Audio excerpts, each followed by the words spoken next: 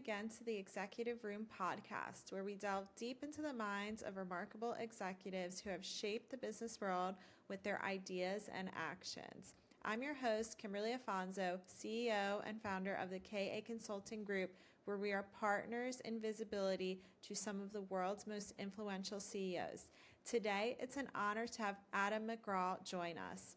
Adam is an executive coach, keynote speaker, and co-founder and CEO of Crew, a private community for senior executives focused on purpose, connection, and fulfillment. Over the course of his career, Adam has coached and advised over 500 senior executives and teams from major organizations. Adam began his career doing voiceovers while studying at the University of Arizona, later spent 12 years at Amex, where he rose up the ranks and became vice president in the global commercial payments business, responsible for billions in revenue. He's led key leadership roles also at Positive Intelligence, Inc., founded by New York Times bestselling author Shirzad Chamine, serving as Chief Revenue Officer and later as Advisor and Chief Evangelist. Today, Adam is devoted to redefining leadership success, shifting it from titles and metrics to fulfillment, relationships, and authenticity through his work at Crew and his own executive coaching and consulting business. He guides leaders through career and life navigation, sales, strategy, goal setting, strategic planning, vision alignment, conflict resolution, and more. So great. Welcome, Adam. And I would love to kick off, today's episode with, you've had such an interesting career. You were at American Express for a long time. You recently, not so recently, but, it's still pretty new, Crew. You've founded Crew. You're leading that now. And I'd love to start with where we are right now. A lot of CEOs, senior executives listen to this podcast. There's a lot of uncertainty in leadership. There's been a lot of change. I'd love to hear a little bit more from you about what are some tools, how can leaders build resistance, and what are some of the reasons that you formed Crew? I know that's been one of the reasons to bring people together. So tell us a little bit about that too.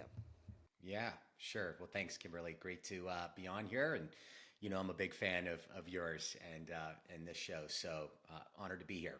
So to your question, change, I think, is the word that I think really rings true that I was personally feeling over the last 5 years. I personally got to witness and be under the hood in very confidential and authentic settings with the leaders that, I had the privilege of working with in coaching and consulting capacities. And it's absolutely, kind of the new norm. And so I think everyone knows that we're in a season of change that is unprecedented for almost everyone's lifetime here. That's still around, even some of us that are on the older side of the spectrum. And I don't think any of us think that it's going to be changing and slowing down. And so, I'm just becoming more and more committed to how do you navigate so much uncertainty and change? When you're a leader, really, when you're anybody, anywhere, everyone is being so massively impacted by this. And if they're not, they're about to be. And so, I know this is kind of one of those things where I personally am looking for being in an ecosystem that I feel like keeps me grounded and aware and trying to stay afloat and as ahead of the game as I possibly can as an imperfect human being. And I think a lot of other people are opening up their mind to that need as well. There's just not as much stability and security in the world like we knew it, just even 5 to 10 years ago. And so ecosystems like Crew, community, this ability to really, be plugged into safe, authentic atmospheres as we're all trying to figure this out and ride the wave of change is I think something that's, definitely here and for good reason and probably growing in the future. And what inspired you to form Crew? I'd love to hear more of the backstory.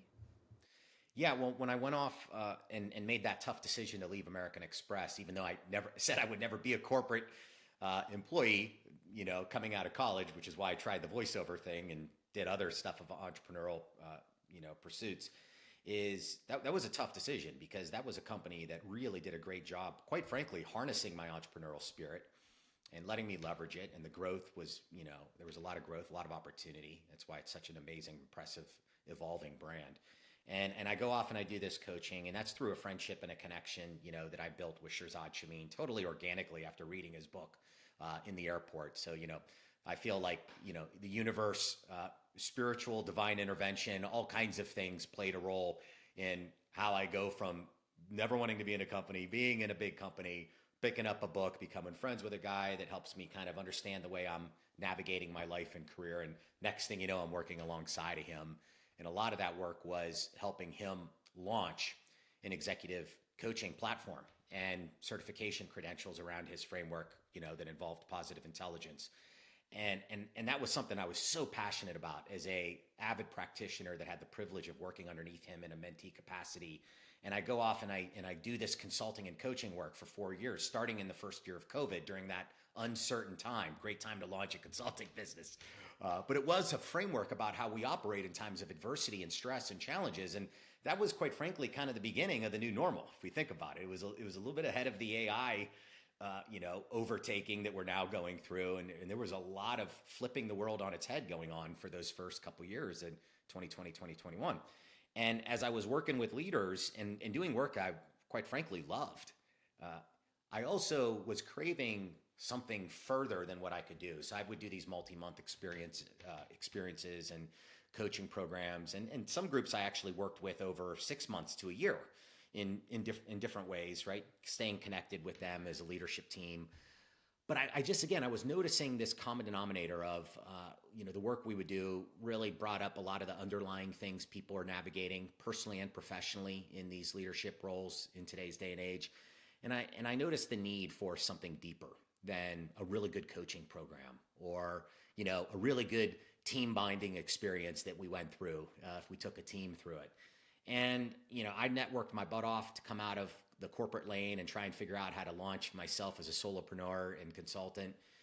And I noticed that networking as we knew it had a lot of gaps, had a lot of gaps in its intent, its authenticity, the ability to be in a place where you were vulnerable, the diversity of people that were brought together under networking umbrellas. So all these different dots started floating around for me as I was in this coaching journey that made me think, you know what, there might be something here that I would be very passionate about with regards to cultivating true community for a very diverse ecosystem of leaders that spans the personal and professional spectrum of all the things they're trying to figure out in their back nine of their life and career. And I decided to go for it because I'm naive and bullish as hell in my 40s, I guess. So that's amazing. And I'd love for you to share with our listeners what, in your opinion, makes Crew really different from some of the other options of organizations they could join for networking or for, meeting other people. What makes it different from a lot of those out there? Great question. And because there are a lot of great, groups and options out there. It's the people first. And the types of people that are attracted into the foundational root system of this community so far are buying into a common ethos that we really kind of formulated in the first 6 to 12 months about what we were going to do and why we were going to do it together. And it's basically, let's go beyond the typical bubble and silo approach to networking. Let's not just stay in the narrow and niche lanes of our industry, of our role type, of our city, right? Even gender, ethnicity. Let's really try and represent the world as most of us have to operate in our company settings, in our career and life navigation settings.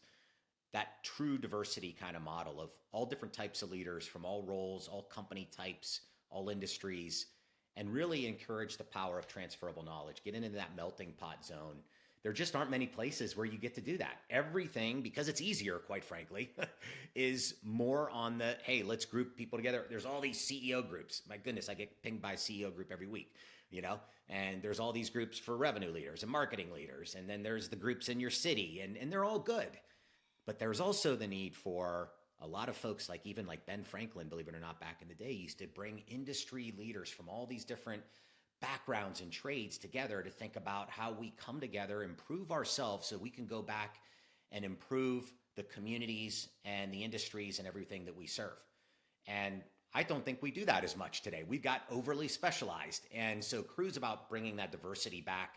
It's also about where you can take the coat off.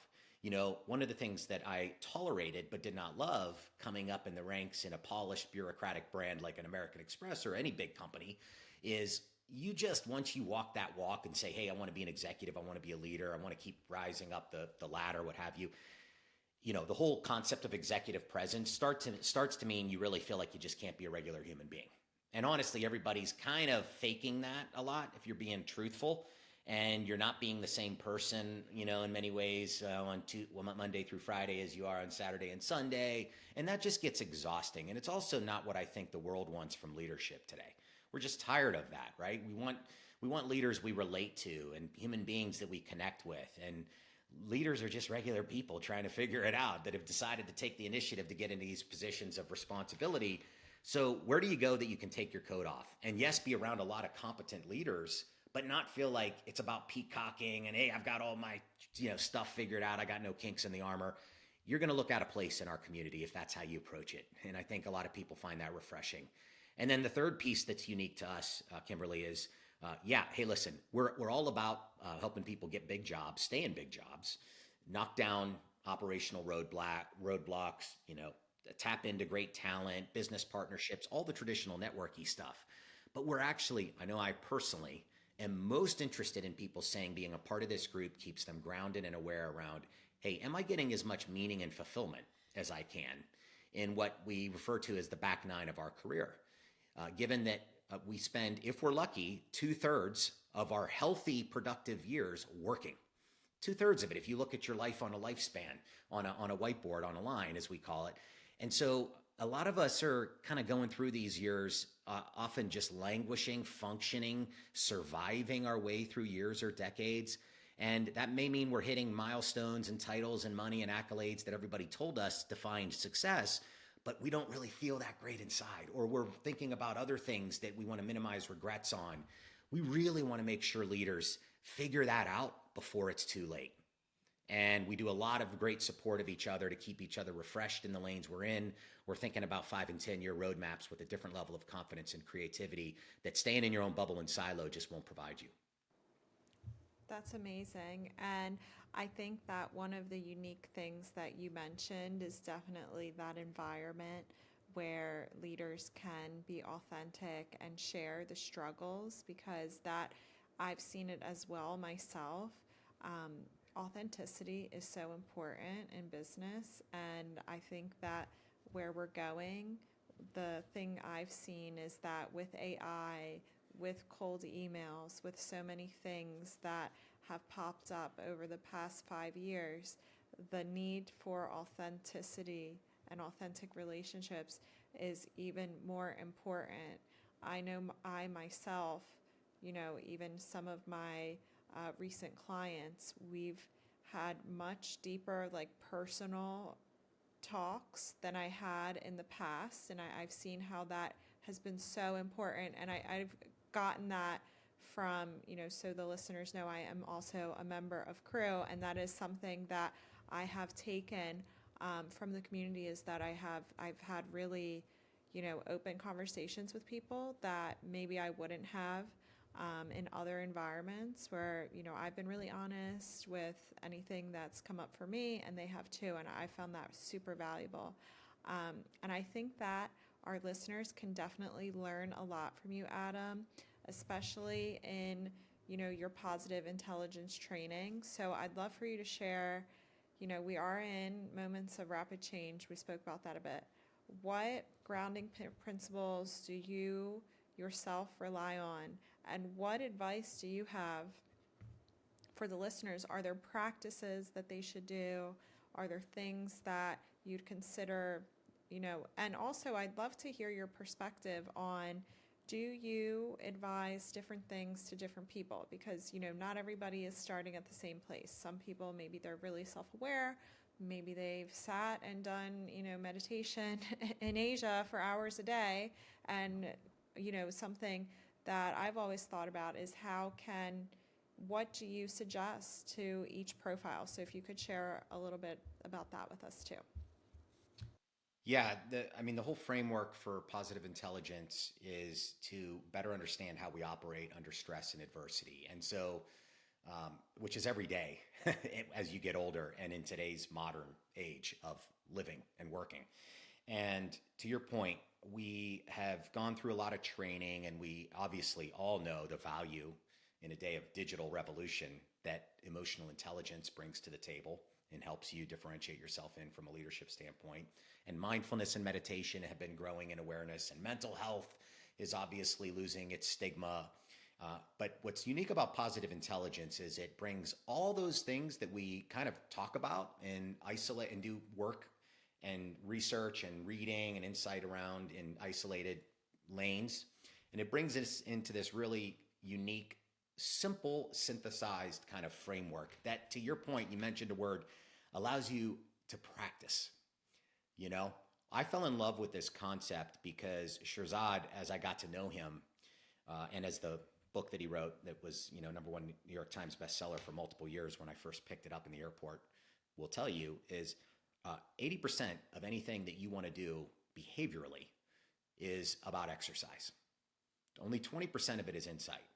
And so everyone's out there scrolling endlessly, watching TED Talks, reading the next new book, going through the next company training, constantly trying to consume more and more insight so that they can improve themselves, so that they can navigate this crazy world, and improve productivity, relationships, happiness.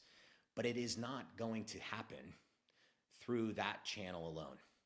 It has to have exercise. This is no different than golf.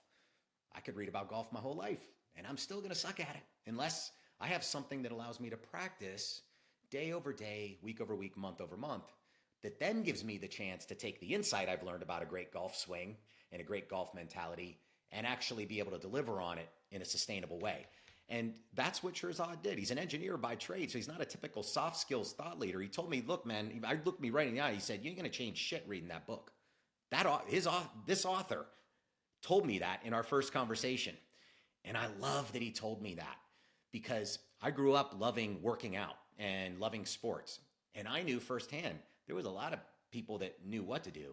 There was very few people that were willing to do what you need to do every day, to actually do it when the pressure was on and when the stress was on.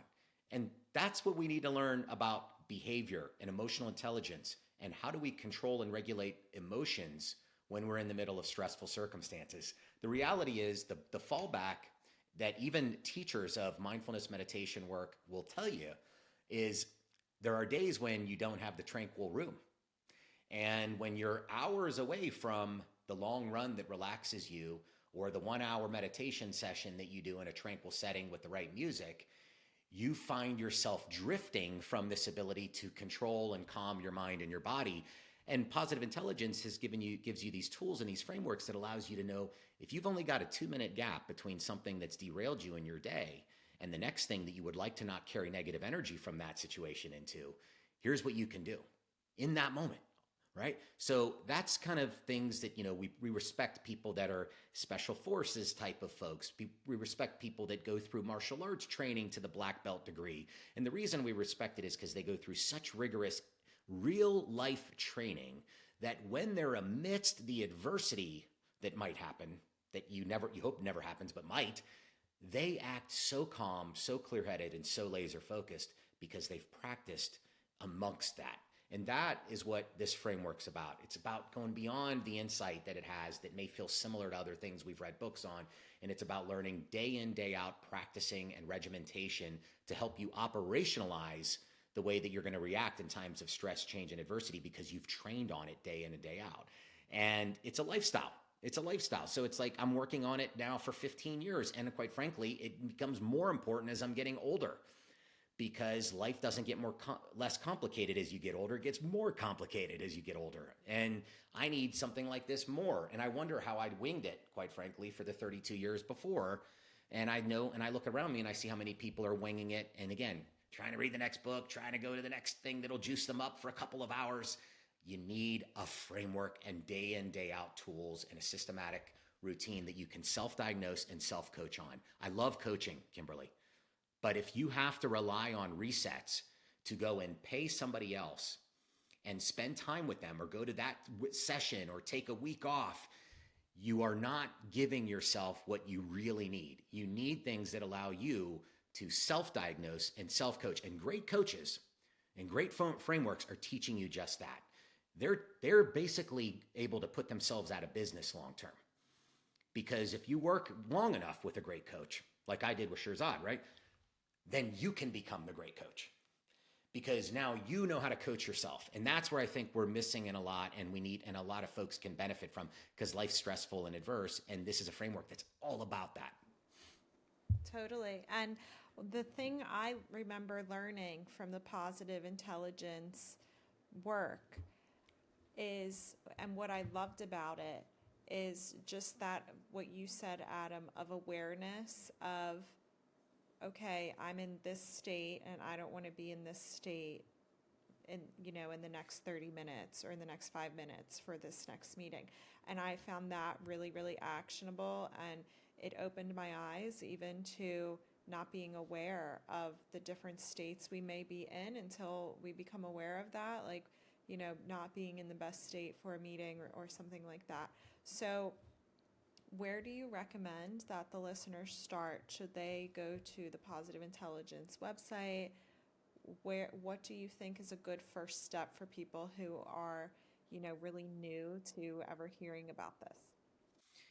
Yeah, I guess, listen, if they're a leader that, is kind of a director, VP and above level leader, then hey, we'd love to talk to them if this stuff sounds interesting, because this is deeply connected to the core ethos of Crew, right? Is giving you the tools and the frameworks for the stuff you're going to need most, which is how do you navigate stress, challenge, and adversity personally and professionally. So we have stuff built into the program, as you've experienced, Kimberly, that we're super passionate about exposing anybody that's in a membership channel with us. The book is a great start. I mean, the assessment that you can take online is a great start, rooted in research with 500,000 people. It's a pretty insane level of validation that almost no thought leaders have backing them on even a lot of the better assessments out there. And I think those couple of steps, alone normally pique somebody's interest if they're willing to going beyond just awareness. And that's a great framework to thinking about, how do I train my brain like I train my body? Almost everyone now buys into the concept that we should be training our body long-term for better physical wellness. And so while we talk about mental health a lot, and there's like a couple days a year where everybody's posting about it on LinkedIn, there's not a lot of things where people are doing day in, day out regimentations and routines, because people aren't being provided them. It's one-off things that work in one-off settings. And what you'll love about positive intelligence is if you're a disciplined, determined, ambitious person, it's going to give you a lot of stuff to work on, and day in, day out. And especially even if you're in the rational region, right? You'll realize, I can actually train my brain, not to be perfect, but to recover faster from the inevitable setbacks that I'm going to be experiencing in work and life. And then as a leader, learn how to pass that knowledge on. Oh, definitely. And how, Adam, were you able to create such a vulnerable, authentic space for leaders? It's not something easy to do. It is something I've seen with Crew. How are you able to foster that? Well, everyone's playing a part in it, Kimberly. Everyone that came in this foundational phase for the last couple years bought into that ethos that I laid out and they model it. And so when you come into this community, and you wonder what you're going to expect, and you show up to some virtual cohorts and you go to some of our main in-person events, you eventually get it, and you feel it, and you experience it, because the members, and we as the leaders of the community are doing our best to model, hey, this is the setting where you're not faking it. When we don't know the answer, we say we don't know the answer, right? And honestly, everybody knows when you don't know the answer. So faking it makes you look stupid anyhow, and just be real. People want to have that. We're craving it. So every single one of us tries to the best of our ability to model it and to vulnerably model it. And then when you come in, you go, oh, this is okay, right? Just like when you go into a competitive atmosphere where everybody's peacocking around, that's normally what you're going to take on as well, because you have to put your guard up, put your facade barrier up. When you're in this setting, you realize, I can take my jacket off. This is relaxing. I can put my guard down. I don't have to. And we have people saying, look, I'm sharing stuff in here, to your point earlier, that I don't share with friends or family. And I find that to be, and they, by the way, some of them are going to therapists and all that. And we're open about these things, right? We're human beings. We're navigating life's pressures. And yet they use this channel and this support system to talk about some of the things they don't feel comfortable sharing in any of the other arenas. And I think that's powerful. I think that's a testament to the need that underlyingly people have. And as long as you have the right setting, then you feel like it can happen. Oh, definitely. That's really powerful. And I think such a testament to the culture you've built there. So when you've coached over 500 executives, Yeah. part one, if you could share, are there any misconceptions about the emotional or mental challenges they're facing? What are some of the themes you've seen? So I think let's start there, and then we can go into part two. Yeah, well, I think we make the mistake of seeing each other, in these digital atmospheres, that pretend to be communities like, LinkedIn, which I'm on actively, and other platforms. And we think people, they've got these titles, they've got these accolades, they've got these followings in certain arenas and categories. And we think that that means that they're happy and fulfilled. And unfortunately, there's a reason that there's a lot of statistics out there about the amount of people that are not happy and fulfilled. And it includes leaders, and it includes people at the highest levels of organizations, making some of the most money with some of the biggest corner offices. So there is no difference, I don't think, in the percentage of happy and fulfilled people at the top of a company versus in the entry-level positions of a company. That's, I think, a misconception that some people have, number one, that I know, being under the hood with a lot of these folks, again, people are wrestling with. In fact, you might wrestle with it more because once you've hit some of these things that you defined, that everyone told you was what success lane was going to look like, and you reach them and you realize they don't give you as much fulfillment as you thought, or that you've sacrificed things in order to get to them that you are now trying to pick up the pieces on, then I think there's a whole redefining of success that people are thinking about. And we used to call it the midlife crisis, and, Ray Dalio calls it the midlife squeeze that starts to happen, in your 40s and 50s. And so I think almost everyone in their 40s and 50s goes through some version of these midlife reflections, crises, squeezes. And a big part of that is that you're reflecting on what does success really look like, because you start realizing you have a finite amount of time left. And when you think about that, and you're thinking, again, that's why we call it the back nine. When you're on your back nine, you ain't got another turn. The back nine is it. So it's either let it rip and land around where you want it to land, or it's it. Right? In the front nine, you kind of know that you feel like there's all this green ahead of you. There's all these years and time ahead of you. And I think that's what leaders struggle with and can use a support outlet around, so that they think calmly and clearly before it's too late, because we just go on autopilot so much. And autopilot leads to one more year heads down, that leads to one more decade heads down, that leads to an end of career phase where there's a little bit of a stack of regrets about what we did or didn't do, and, reflection on kind of how we were defining success. So I think that's the big misconception, that, leaders aren't subject to that. They are. In fact, I think some of them are struggling with it more, because when you actually start hitting things and they're not mounting up, you start really questioning, what am I doing? Who am I? Where am I going? And why? Totally. Very, very well said, and something I've also seen firsthand working with very high-level CEOs. Most of them are really happy, but I've experienced the same thing. So I totally agree. It doesn't matter always the level, and I totally agree that it does really affect the higher up you are, because you have, you feel you should be happy to be there. So there's a lot going on.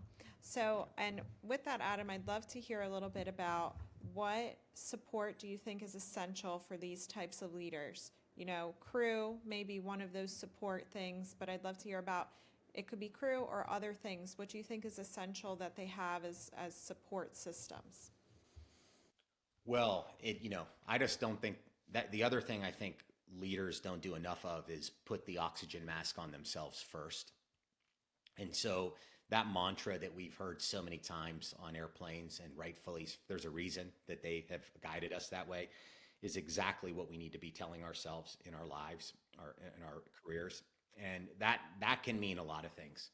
I mean, for me personally, it's like my new thing is, I turn in 45 here this month. I'm on a major like health optimization journey, because health was like one of my biggest pastimes that I love to invest in for myself before I got into the mental side of the game growing up and through my 30s. And, I was like, well, over the last 5 years, focusing so much on taking these big jumps and risks and chances on the work side, then I stopped being as focused on my personal health. And there's so many amazing things happening out there that AI is supplementing in the functional health space, that I think your own health and your own well-being is one thing that unbelievably we should all be investing in. And there's a lot of great resources there. Then the mental side of the game. And so you've got these, find more and more proactive versions. Some of us have gone so far where we can only go to the reactive stuff. We need the therapies. We might need medication support. We need these things that'll help us on the mental side of the game, keep things in perspective. But there's more and more things that are thinking about our mental well-being in a very proactive sense. That's one of the things I love about positive intelligence. It's almost exclusively this proactive approach to how you stay mentally healthy, mentally strong, mentally fulfilled, right? And all of those things, and deal with the stress and adversity in a more moderate, controlled way. And then, peer-to-peer support, I think we underrate it. Being in a room just with other people that are speaking the truth and hearing that you're not alone, from somebody that's not just like a clinically trained listener, like a therapist, that's a great spot too, that people go through and get guidance and wise coaching and wisdom around. But there's something just about hearing that other people have been there, done that, survived it, learned from it, been inspired by it, that you might be going through or facing, that makes it feel really real.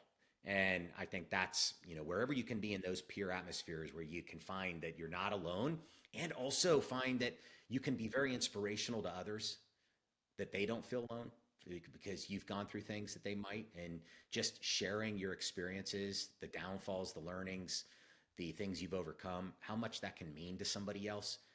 That's one of the most meaningful contributions you can experience in a line of work or life, quite frankly, is helping somebody else through their hard time. And a lot of times you can do it simply by sharing the relatable stories and examples that you've gone through, which includes the rough stuff. So I think that's a really healthy thing, to get into zones where you give back, because I think, Kimberly, the thing that we notice the most that people start needing to shift their perspective around is less and less about what can I go out and take and consume, because that's where you keep feeling fleeting, not as full, a little empty, right? Versus how can I think about ways that I'm giving and impacting others and contributing of my time, my talent, my experiences in a way that people will be grateful for, people will remember, right? That's kind of the legacy stuff of a career that, we quite frankly just don't talk enough about and measure our success standards around that enough, that I think being in atmospheres that encourage you to stay around that and grounded around that, because that's the stuff we're all going to be thinking about at the end of our careers, looking back. It's going to be the relationships, it's going to be the impacts on other human beings. It's going to be, did we really tap into all the talent that we had in all the right arenas and categories? It's going to be less about the stuff we're stressing and obsessing about over here today. Totally. Very, very well said, Adam. And with that said, I think that's a great place to end. So thank you so much for sharing with us today, and until next time. Thanks, Kimberly.